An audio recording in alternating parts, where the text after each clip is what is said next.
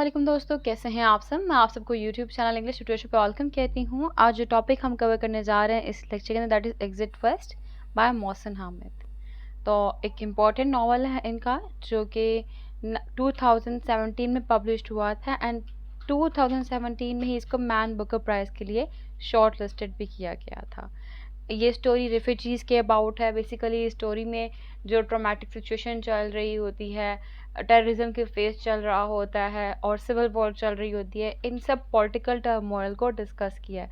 So we में say that कि ये एक पॉलिटिकल फिक्शन भी है, ठीक है, एक रोमांस स्टोरी भी है। तो टाइम को वेस्ट के बगैर जो हमारा आज का लेक्चर है, जो नरेशन इसकी करते हैं शुरू। अब हमारे पास जो स्टोरी में सेटिंग दिखाई गई है वो एक अननेम्ड सिटी है, मिडल ईस्टर्न सिटी, जहाँ पे एक मैंने बताया कि वॉर चल रही है सोसाइटी के अंदर और हर जगह डिस्ट्रक्शन है, केओस है, टर्मोइल की सिचुएशन क्रिएट हुई है। और इस सिटी के अंदर हमारे पास दो करेक्टर हैं, एक करेक्टर है नादिया और दूसरा है सईद। हमारे प्रोटैगोनिस्ट और मेन करेक्टर दोनों ही काउंट होते हैं। नादिया और सईद दोनों ही ये मार्केटिंग कोर्स कर रहे होते हैं और इनकी फर्स्ट टाइम मुलाकात होती है बिजनेस क्लास के अंदर। अब जब सईद नादिया को देखता है तो देखता रह जाता है। नादिया ने वेल पहना हुआ था और उसके बाद फुल लेंथ जो था उसका गाउन था, शी कवर्ड हरसेल्फ, उसने खुद को कवर रखा हुआ था। और उस टाइम पे सोसाइटी ऐसी थी उस प्लेस की कि वहाँ पे कोई भी प्रेशर नहीं था कि आप रिलीजियस वे में खुद को हर लिहाज से ढांप के चलो, ढांप के कवर करके चलो। लेकिन उस टाइम पे उस सोसाइटी के अंदर नादिया का ये वेल पहनना, फुल लॉन्ग लेंथ जो है अबाया पहनना, ये चीज़ स्ट्रक करती है, ये चीज़ जो अट्रैक्ट करती है सईद को। तो सईद नादिया से उस टाइम पे कॉफ़ी का पूछता है और नादिया उससे पूछती है कि क्या तुमने नमाज़ पढ़ी है। तो आगे से सईद कहता है कि ही इज़ ऑन वे, ठीक है, अपने रास्ते में कभी चाहे पढ़ लेता है कभी चाहे नहीं पढ़ता, मतलब इस टाइम उसने नहीं पढ़ी। तो नादिया जो वो कहती है उसने भी नमाज नहीं पढ़ी। एनी हाउ इस टाइम के बाद दे पार्ट, ठीक है, वो अलग अलग हो जाते हैं और कहती है नादिया कि फिर कभी कॉफ़ी पियेंगे। अब इस चीज़ के बाद जो सईद है वो थ्रू एंड थ्रू नादिया के बारे में सोचता रहता है और नादिया अपनी बाईसाइकिल के ऊपर, सॉरी मोटरसाइकिल के ऊपर बैठ के वहाँ से चले जाती है।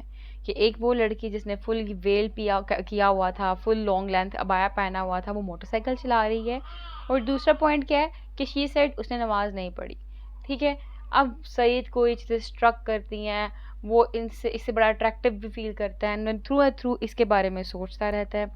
अब पता लगता है स्टोरी में हम लोगों को कि सईद जो कि एक इंडिपेंडेंट मैन है, ठीक है, और वो ट्रेडिशंस को लेके चलता है, उसके कंट्री नादिया जो है वो ज़्यादा इंडिपेंडेंस है। नादिया जो है वो ज़्यादा मॉडर्न भी दिखाई गई है, ठीक है। वो अपनी फैमिली के साथ नहीं रहती, अपनी फैमिली के बगैर एक अलग अपार्टमेंट में रहती है क्योंकि इसकी फैमिली ट्रेडिशनल फैमिली थी।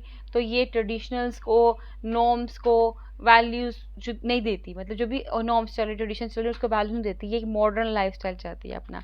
इसी बेस पे अपनी फैमिली से सेपरेट हो गई, सेपरेट एक अपार्टमेंट में रह रही थी। और बाद में फिर इनकी, मतलब सईद की और नादिया की मुलाकात होती है एक कैफेटेरिया पे, वहाँ पे कॉफ़ी पीते हैं। फिर नादिया से सईद पूछता है कि तुम जो हो खुद को इतना वेल्ड में रखा हुआ है लेकिन तुम एक मॉडर्न लड़की लगती हो, ऐसा क्यों है, तुमने क्यों वेल पहना हुआ, क्यों तुमने खुद को अबाया के अंदर कवर रखा हुआ। तो कहती है वेल एज अ प्रोटेक्शन, मैं इस वेल को प्रोटेक्शन के लिए यूज़ करती हूँ क्योंकि यहाँ पे बहुत से मेन हैं, बहुत से मेल हैं जो कि हेजिटेट करते हैं, इरिटेट करते हैं वीमेन को, ठीक है। मैं उस इरिटेशन से बचने के लिए, खुद को प्रोटेक्शन प्रोवाइड करने के लिए वेल करती हूँ। अब फर्दर क्या होता है, नादिया और जो सईद हैं इनमें काफ़ी ज़्यादा बॉन्डिंग हो जाती है, दोनों एक दूसरे से अट्रैक्टिवनेस फील करने लग पड़ते हैं। अब हम देखेंगे जैसे जैसे सिटी के अंदर वॉयलेंस बढ़ रहा है, जैसे सिटी के अंदर फ्रैक्शियस कंडीशन हो रही है, ये दोनों भी एक दूसरे से अट्रैक्शन और इनकी मोहब्बत बढ़ती जा रही है। और फर्दर स्टोरी में बताया कि जो सिटी, जिस सिटी में नादिया और सईद रह रहे हैं, उस सिटी को डिवाइड कर दिया गया हुआ है, स्प्लिट किया गया मिलिटेंट्स और गवर्नमेंट के दरमियान में। और सोसाइटी में हर जगह वायलेंस है और सोसाइटी में हर जगह जो है फोर्स चल रही है, कॉप्स चल रहे हैं, मतलब फोर्स चल रही है। जिस जगह पे देखो हर जगह पे वायलेंस दिखाई दे रही है। फर्दर हम देखते हैं कि इस स्टोरी के अंदर नादिया के इनकाउंटर कुछ पर्सन से होता है जो कि फोरशैडोइंग को रिफ्लेक्ट कर रहे हैं। मतलब एक सेलिंग मैजिक, मशरूम्स, मतलब एक पर्सन है जो नादिया को मैजिक मशरूम सेल करता है और दूसरा नादिया का फॉर्मर बॉयफ्रेंड। ठीक है, यानी कि ये दोनों चीज़ें इंडिकेट करती है कि नादिया अपने लाइफ के अंदर इन फ्यूचर वायलेंस को फेस करेगी और इनकी फेट के अंदर वायलेंट जो है वो लिखा हुआ है। फिर पूरी सराउंडिंग में रोमर फैल जाती मैजिकल डोर्स की, जो कि बाद में पता लगता है कि मैजिकल डोर्स बेसिकली एक रोमर नहीं, ये रियल हैं। ये मैजिकल डोर्स क्या हैं? जिस तरह के अगर आप डोरेमोन देखा हो उसमें एनीवेयर डोर है, बिल्कुल वैसे यहाँ पे मैजिकल डोर है कि एक दरवाज़ा खोले या आपको एक प्लेस से दूसरी प्लेस में ले जाएंगे। तो बिल्कुल ऐसे ही नादिया और सईद भी लेटर ऑन स्टोरी में इस मैजिकल के डोर के तलाश में होंगे। एनी हाउ हम देखते जो सईद की फैमिली के अंदर सईद की जो मदर है उनको गन फायर लगता है और उनकी बेस पे उनकी मदर की डेथ हो जाती है। सईद की बेसिकली फैमिली में एक मदर थी, एक फादर थे, सईद खुद था। ये तीनों लोग एक घर में एक अपार्टमेंट में रह रहे थे। अब जब मदर की डेथ हो गई तो उस टाइम पे जो नादिया है she decided to live with Saeed's family, यानी कि सईद और उसके फादर के साथ उसने रहना शुरू कर दिया। और फादर को वो एज अ डॉटर, मतलब बेटी के तौर पे अपने बाप को, सईद के फादर के साथ वो रहती थी और बहुत हम्बली, बहुत पोलाइटली ट्रीट करती थी।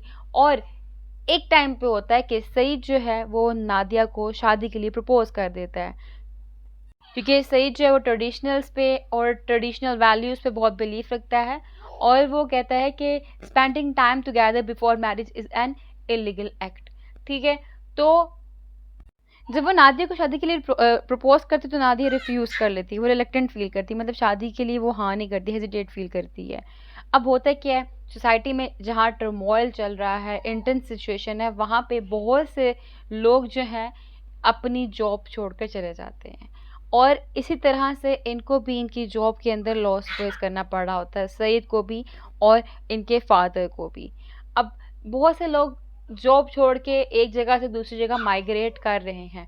अब लोग जो है वो मैजिकल डोर्स को ढूंढ रहे हैं और उनके थ्रू वो एक जगह से दूसरी जगह जा रहे हैं। इसी तरह इसी पॉइंट पे नादिया और सईद भी फैसला करते हैं कि हम भी उस मैजिकल डोर को ढूंढ के यहाँ से माइग्रेट कर जाते हैं। लेकिन जो इनके फादर थे वो कहते कि मैं अपने इस प्लेस को छोड़ के नहीं जाऊँगा जहाँ पे मेरी वाइफ की जो ग्रेव है, कबर है, वो मौजूद है और मेरी वाइफ की मेमोरीज मौजूद है। एनी हाउ सईद और नादिया को पता लगता है कि जो इनके रेफ्यूजी कज़न है उनके फादर की डेथ हो चुकी हुई है निमोनिया की बेस पे। लेटर ऑन स्टोरी के अंदर हमें पता लगता है कि इन दोनों को एक मिस्टीरियस एजेंट मिलता है और वो मिस्टीरियस एजेंट जो है इनको मैजिकल डोर का बताता है। वो बताता है कि मैजिकल डोर जो है वो रियल है। अब सईद और नादिया को भी मैजिकल डोर मिल जाता है, वो उसके थ्रू एक जगह से दूसरी जगह चले जाते हैं। वो जहाँ पे जाते हैं वो उस जगह का नाम ग्रीस होता है।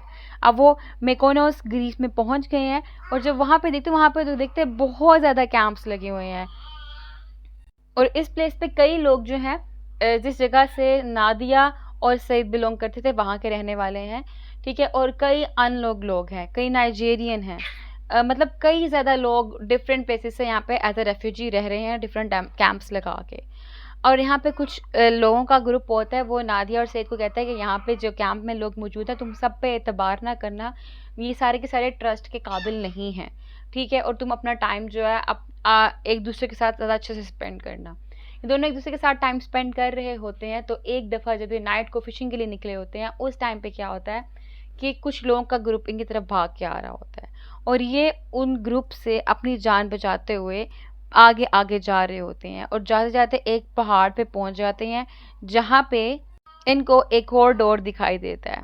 अब वो जब एक न्यू डोर देखते हैं तो वहाँ पे इसका इनकाउंटर नादिया का एक फीमेल वॉलंटियर से होता है जो कि मेडिकल क्लिनिक पे होती है। नादिया को कट लगा हुआ होता है, वो उसका ट्रीटमेंट करती है और नादिया जो उससे कहती है कि हमारी हेल्प करो, हम इस डोर के थ्रू एस्केप कर जाएं। अब वो नादिया की हेल्प करती हैं और नादिया और सईद उस डोर से एस्केप कर जाते हैं और वो वहाँ से एस्केप करके उनको एक ओल्ड हाउस में ले जाते जो कि मिडिल ऑफ द सिटी में था और इनकी लाइफ का वहाँ से न्यू फेज, न्यू जर्नी शुरू होती है। अब नादिया और सईद जिस घर में आए हुए होते हैं ना वो बेसिकली बहुत ही लग्जरियस अपार्टमेंट होता है, बहुत बड़ा अपार्टमेंट है, उसको पैलेस गार्डन कहा जाता है। अब इस अपार्टमेंट में ना सिर्फ नादिया और सईद होते बल्कि और भी बहुत से रेफ्यूजीज़ आते हैं, नाइजीरियन रेफ्यूजीज़ भी वहाँ पे मौजूद होते हैं। यहाँ पे नादिया और सईद में थोड़ा सा क्लैश स्टार्ट हो जाता है, दोनों एक दूसरे से अपार्ट, अलग अलग होके सेपरेट होकर रहना शुरू कर देते हैं। और इनमें जो डिफरेंस है वो बढ़ता जाता है। इस जगह पे आकर इनकी पर्सनैलिटीज़ जो हैं वो शैटर्ड हो जाती हैं। और फर्दर जो है, हालांकि सईद जो है अपने ट्रेडिशनल एरिया, अपने ट्रेडिशनल स्पोर्ट को छोड़ के यहाँ पे आए, लेकिन यहाँ पे आने के बाद सईद जो है और ज़्यादा ट्रेडिशनल हो जाता है, ठीक है। और जो नादिया है वो और अडेप्टेबल और ज़्यादा इंडिपेंडेंट हो जाती है। अब जिस जगह पे ये कम्युनिटी, मतलब ये लोग रह रहे थे, वहाँ पे जगह जगह ये थ्रेट फैल जाता है कि जो उस प्लेस की गवर्नमेंट है वो उनको मार देगी, उनके ऊपर अटैक कर देगी। जो कम्युनिटी होती है वो स्टेज के अंदर आ जाती है। बहुत से ज़्यादा इनको रिस्क फेस करना पड़ रहे होते हैं, लेकिन एनी हाउ इनको काफ़ी वॉलंटियरली सपोर्ट, हेल्प भी मिल रही होती है। अब जब गवर्नमेंट को इनको लोकेशन का पता चला तो गवर्नमेंट ने फर्स्ट क्या किया, इलेक्ट्रिसिटी बंद कर दी। फिर इनको कह दिया यहाँ से निकल जाओ, वो तुम लोगों को मार देंगे, इनके ऊपर अटैक कर देंगे। जो रेफ्यूजी कम्युनिटी थी वो यहाँ से मूव कर जाती है, ठीक है। और वो मूव करके वर्कर्स कैंप में चले जाती है, जो कि बिल्कुल लंदन सिटी के आउटसाइड पे था। यहाँ पे इन्होंने नई ड्वेलिंग्स कंस्ट्रक्ट करना शुरू कर दी और इन रिटर्न इनको वहाँ पे शेल्टर मिलना शुरू कर दिया। फिर नादिया और सईद ये दोनों डिफरेंट रोल्स जो हैं वो अडेप्ट करना शुरू कर देते हैं कैंप के अंदर। ये कम्प्लीटली सेपरेट हो जाते हैं एक दूसरे से। इनके दरमियान में काफ़ी डिस्ट्रेस शुरू हो जाता है, काफ़ी क्लैशेस शुरू हो जाते हैं, रिलेशन आहिस्ता आहिस्ता इनका वर्स होता जा रहा होता है। और ये सोचते हैं कि हम लोगों को हमारे आप एक दूसरे को रीयूनाइट करना चाहिए, अपने अंदर बेटर चेंज लाना चाहिए। तो इसी थिंकिंग के साथ ये एक और मैजिकल डोर का यूज़ करते हुए यहाँ से एस्केप कर जाते हैं। इस टाइम पे जो मैजिकल डोर करके का यूज़ करके एस्केप करते हैं, तो यहाँ पे वो मैरन कैलिफोर्निया में आते हैं। कैलिफोर्निया में जो लिविंग स्टाइल होता है वो मॉडर्न लिविंग स्टाइल होता है। यहाँ पे रिफ्यूजी की बहुत ज़्यादा मेजोरिटी होती है। फ्यूचरिस्टिक सेटिंग दिखाई जाती है इसके अंदर, जैसा कि हम लोग देखते हैं यहाँ पे ग्लोबल वार्मिंग दिखाया गया, ग्लोबल वार्मिंग का इफेक्ट्स दिखाए जाते हैं। But besides changing the world, हालांकि इन्होंने अपना वर्ल्ड चेंज कर लिया, अपना प्लेस चेंज कर लिया, अपना लैंड चेंज कर लिया, मतलब लंदन से ये कैलिफोर्निया में आ गए। कैलिफोर्निया में भी आकर यहाँ पे भी जो नादिया और से जिस पर्पज से आए थे कि इनके अंदर जो सेपरेशन इंक्रीज हो रही है वो ख़त्म हो जाए, इकट्ठे हो जाए, बट दे ग्रोइंग अपार्ट, वो ज़्यादा एक दूसरे से अलग होना शुरू कर देते होते हैं। इनका जो रिलेशनशिप है इनमें डिटोरिएशन आना शुरू हो जाती हैं, ठीक है। यहाँ पे वो फाइनली फैसला करते हैं कि वो दोनों एक दूसरे से सेपरेट हो जाएंगे। अब नादिया और सईद दोनों अलग अलग हो जाते हैं एक दूसरे से, और इन दोनों को न्यू पार्टनर्स मिल जाते हैं। सईद जो है वो एक विमेन है, प्रीचर है, जो रेगुलर चर्च में जाती है, ठीक है। उसको पसंद करने लग पड़ता है, जो कि हाफ मिडल ईस्टर्न होती है, हाफ अफ्रीकन अमेरिकन होती है, ठीक है। और वो प्रीचर की ही बेटी होती है, उसको पसंद करने लग पड़ता है। जबकि नादिया जो है वो एक वाइट फीमेल कुक के साथ काम करना शुरू कर देती है। और ये दोनों सेपरेटली एक दूसरे के साथ, मतलब सेपरेट हो गए हैं, अलग अलग हो गए हैं, और अपने पार्टनर्स के साथ टाइम स्पेंड करना शुरू कर देते हैं। और नादिया जब सईद को छोड़ के गई थी तो वो उसे बगैर बताए चले गई थी वहाँ से। अब 50 साल ऐसे गुजर जाते हैं, इनकी कोई मुलाकात नहीं एक दूसरे के साथ हुई होती। फिर 50 साल बाद बिटर स्वीट रीयूनियन कि नादिया जो है वो 50 साल बाद अपने पुरानी सिटी, ओल्ड सिटी में जाती है, जहाँ पे एक्सीडेंटली वो सईद भी मौजूद होता है, वो भी वहाँ पे आया हुआ होता है। और दोनों ही 50 साल बाद एक दूसरे से मिलते हैं दोबारा, और दोनों एक कैफेटेरिया में बैठ के जो 50 साल इनकी ज़िंदगी के अंदर हुआ था उस सबको डिस्कस करते हैं। और इस डिस्कशन के बाद वो दोनों सेपरेट हो जाते हैं। फिर हम देखते हैं कि जो लास्ट चैप्टर है उनमें इंटर स्पर्स नैरेटिव होता है, जिसमें नॉवल में उनकी ब्रीफ स्टोरी बताई जाती है, ब्रीफ सीन बताए जाते हैं, एंड देन ग्लोबल सेटिंग है। These scenes occur in various cities including Marrakesh, Tokyo, सैनोज। फिर डाइवर्स टोन्स है, some of these scenes are sinister and violent while others are hopeful and peaceful. Immigration role दिखाया गया, regardless of the tone, immigration और its effect are central themes in all of these scenes, highlighting the global impact of migration. और इसमें जो important theme था story में, that is navigating the challenges of globalization, ये बहुत important है, the limits and benefits of technology, and then modernity and tradition. ये कुछ इंपॉर्टेंट थीम्स थे through out story. I hope कि आपको जो समरी है इसकी ओवरऑल क्लियर हो चुकी होगी, इसमें कोई कंफ्यूजन बाकी नहीं होगी। वीडियो पसंद है वीडियो को लाइक भी करिए, चैनल को सब्सक्राइब करना मत भूलिएगा। Stay tuned with us, take care.